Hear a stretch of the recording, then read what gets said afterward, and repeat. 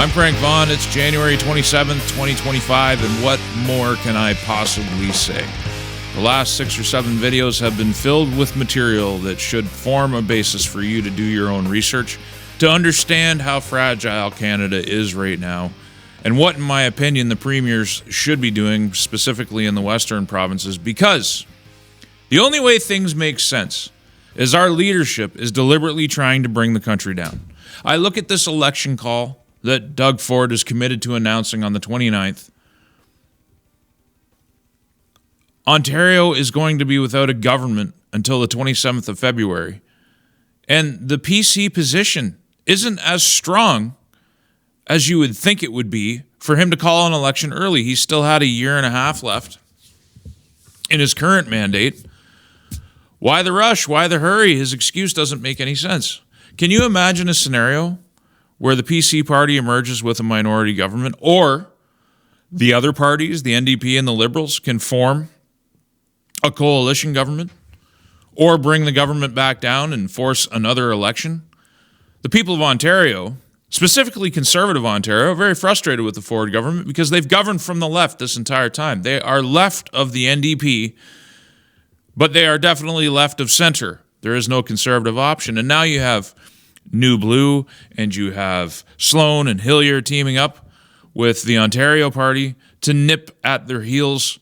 Who knows what might actually happen? It doesn't look like Ontario is going to be in a strong position. So federally, you have Trudeau resigning, yet not resigning. He's still prime minister, so it was a resignation that didn't actually happen. He's openly talking about stacking the Senate even more than it's already stacked to ensure that another agenda cannot possibly get through sufficiently for the next 10 to 15 to 20 years. Canada's kind of euchred here, folks. We're kind of checkmated. Trudeau has broken everything that was left of Canada. He kicked into high gear the process of deconstruction. All of the wind that these people talk about making Canada resilient, it's too late. These are steps that should have been taken before. And as I alluded to in yesterday's edition, all the federal leaders, including Poilievre, all they're talking about is various ways of burning the house down. The house is going to burn down. The trade war with the United States cannot be won. They can replace our products. Admittedly, they can't replace natural gas easily enough, but they can certainly replace our heavy crude. And if they've already been making inroads with the suppliers, those wheels could already be turning. So go ahead. Cut off energy supplies. All you're going to do is drive hundreds of thousands of Canadians, possibly millions, into poverty and homelessness. That's what your leaders are offering you. Instead of securing the border, instead of doing what little Trump is asking, and even if it's not about what Trump is asking, like I've said before, ad nauseum, in the last 7 videos, they should be calling him on it and saying, look, we're taking action. Why are you tariffing us? Why are you making us hurt when we're doing what you ask? But we're not doing that. We're getting ready to dig in. We're getting ready to go to war. And we're still, the vast majority of Canadians seem to think it's a good idea. And I think the vast majority of Canadians are pathetically ill-informed and resistant to facts. But you're going to learn. Pain is the best teacher. Starvation is the best teacher. I've had several conversations over the last 12 hours with people that watch my channel and know me personally, who have wealth to protect. It's actually been quite interesting that several people have reached out to say, you know what, thank you. Thank you for helping me protect what I've got. And I'm glad that I can do that for people, because the Canadian dollar is going to suffer. Canada is going to suffer. If we proceed down this path, it's a path towards dissolution. So even though we've had a fake resignation, even though the leadership, the Liberal leaders, the whole country is being held hostage by a Liberal leadership election, which is going to determine who the next prime minister is. The leadership, they can't even manage this internal election. They kicked Chandra Arya out for what little reason they what excuse they had to kick him out, and it was because many people are signing up to the Liberal Party to vote for him. They left they left this wide open to abuse, and now they're complaining that people are abusing it. And so rather than have a full-fledged democratic process. They're only allowing the people to run that they find acceptable. And it's going to be carny. Unless all the new members can foil it, it's going to be carny. And you couldn't get a more establishment, insider, individual, the man who is the architect behind liberal policy, the man who says that carbon taxes are too cheap. Like, he's going to be prime minister. There's a very real chance that Jagmeet Singh doesn't bring the government down, especially if conservative support remains high, because he knows that his only option to cling to power is to preserve the government that is in office right now, because if he allows Pierre Poilievre to form a majority government, then it's 4 years until he gets another opportunity, and he might even lose his own seat. You've got fake polls coming out trying to show Liberal Party strength. I don't really have much to offer you today. I'm waiting for the foreign interference report tomorrow, which will be interesting reading. We'll probably have something to say about that. But Doug Ford, again, I'm just going to circle this back around. Calling an election right now, just like Trudeau resigning the day of January 6th, symbolic of what was happening in the United States. Trudeau resigning, Doug Ford calling an election. It weakens the nation even more. We're standing down. We're not fighting. They're talking about a trade war which will only damage us. We're standing down. We're actually gearing up to dissolve the country, to cause the country harm, to cause the people harm. That's the only plan that's on the table. And can you imagine what happens when the co-lead of Team Canada, which is Doug Ford, self-styled savior of Canada with his Chinese-made hats, can you imagine if he guides Ontario into a minority government? Or heavens forfend, the Liberals win enough seats that they can form a coalition with the NDP, because nothing is secure. The Liberals are rising in Ontario. Why would you call an election when, for whatever reason, Ontario is a special place? I mean, they have a completely different political litmus there than anywhere else in the country. I don't think it's fake. The Liberals will be the leaders of the opposition. But what if they form a minority government? What if the PCs don't have a strong mandate in the middle of a national crisis, which Doug Ford has elevated himself as a co-lead? All of these decisions, all of these words from our politicians, all of this pseudo-leadership is just weakening Canada's hand, and it's going to hurt the people. And I've made hours of content trying to wake people up. And sadly, most people in this country will never see it. They'll never get a chance to think about it. They don't have the time. They don't have the inclination. Too busy watching hockey. Their livelihoods are going to suffer. They're going to suffer, and they're not going to know why.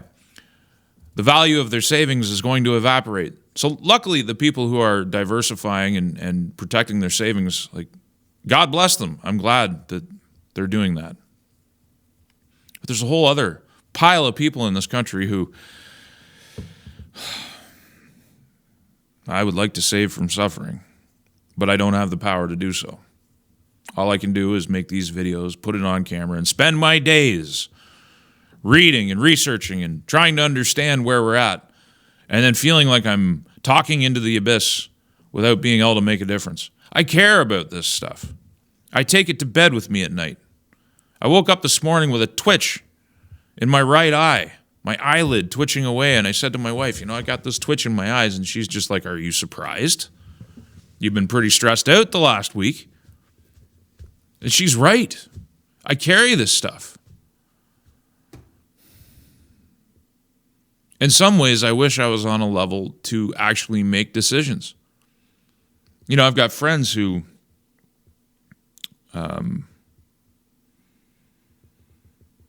no, I'm not going to say that. I shouldn't say friends. I know people in this country. I know people who have lines of communication with decision makers. And I have conversations with them. I basically do consulting work, but I don't get paid for any of it. Everything I do for free. And I care more than some of the people that I talk to. And it's incredibly frustrating because I can see where it's going. I remember back in 2020, I remember talking it was actually December of 19. It started in December of 2019. I went through January, February, March, a little bit into April, talking about this thing that was happening in China, citywide lockdowns and all this stuff. And our governments were saying it was nothing. They were saying to ignore it. They were saying things that didn't make any sense in light of what I was seeing. And I didn't know what was going to happen. But I spotted a trend. And I got in front of the camera and I said, this thing is coming. I don't know what's going to happen. I don't know everything about it. But I do know that at one point or another, the government's going to flip their script and they're going to lock you down hard. And I also know they're going to project warp speed, a medical treatment, out to the public that you should avoid like the plague. And that advice has aged really well. I spotted that trend. It was worse than I imagined it would be. It wasn't as bad as it could have been, but it was worse than I imagined it would get. I couldn't believe how draconian the government got. And people shouldn't forget that. And I feel the same way here in 2025 as I felt back then. I see before us a lot of pain and suffering and the potential dissolution of this country. And there's a pathway to avoiding it. There's a pathway to ensuring we get the most out of the deal. But we lack for bold leadership.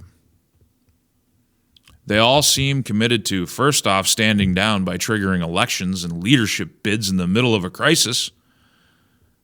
But secondly, they all seem unified in adopting a stance, with the exception of Premier Smith and Scott Moe, who have indicated that they may chart a different course, and I would celebrate that if they did, because we need to. Now is the time for boldness and thinking outside the box. Because the path our leaders are going to take us down is a path of max pain. What more can I say? I've said it all in the videos already. The Americans can look north and they can pick from a ton of low-hanging fruit when it comes to justifications for escalation against Canada. The Chinese police stations, the harboring of terrorists, cartel operations at our ports. And who knows what's going to be in this foreign interference report. I think it's interesting that it's dropping in the middle of this crisis, when we don't have a sitting government, when Trudeau seems hell-bent on stacking the Senate and making sure that even if there is a different government, there's nothing we can do to change the trajectory and the course that the country's on. And into the midst of all of this crisis, this report is going to drop. And I don't pretend to know what's going to be in it. I don't have any internal insight. I understood what was going to happen with the Alberta Task Force and the C-19 thing. I knew that beforehand. And watch other people's content. It's pretty damaging. Everything that we did during C-19 was a mistake. Period. The rollout, the passports, all of it was terrible. And I warned you in advance, and I'm warning you in advance right now. Canada is heading into a period of immense pain if we follow these people into perdition.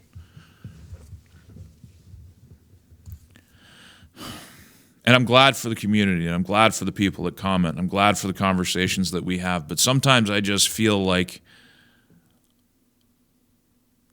I can't make a difference. And it's really painful because I spend my time knowing these things. And hopefully I'm making a difference in your lives. There's certainly enough people who reached out about the work in 2020 and specifically in 2021 when we did all those videos about, and when I say we, it's me and my family. Without them, I don't do this. Without their patience and time and my wife's ability to be very frugal, because we do this on our own time and our own money. And we made all those videos talking about resilience and how to grow food and how to be at peace in the middle of crisis. That the best thing that you can do to find inner peace is to secure your own livelihood and your own place in the world. And when things get too chaotic out there, is to be able to just shut it off and look around you and say, I live in a good place. I've got good neighbors. I've got food in my pantry. We're okay. And that's the stuff of value. And I'm hoping that at the very least, people take what I'm saying seriously about what's coming in the months ahead of us if we follow our political leaders along this path. Now, I feel bad for my viewers in Quebec and Ontario and other provinces, because for you, with your current political leadership, there's no hope of changing trajectory. They are all dedicated to this destructive path.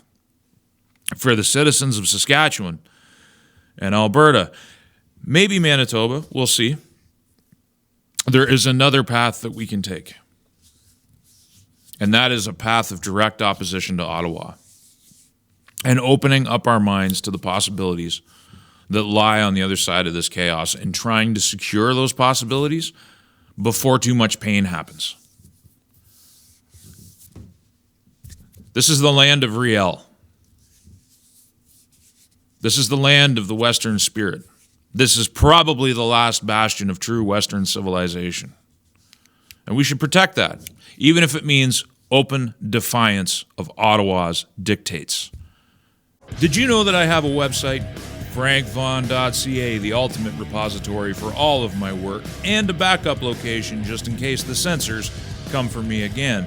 And if you like the content, please consider using the donate link in one of the options available. There are no paywalls, there is no advertising, and there is no Patreon, and I intend to keep it that way. Thank you for your time and your consideration.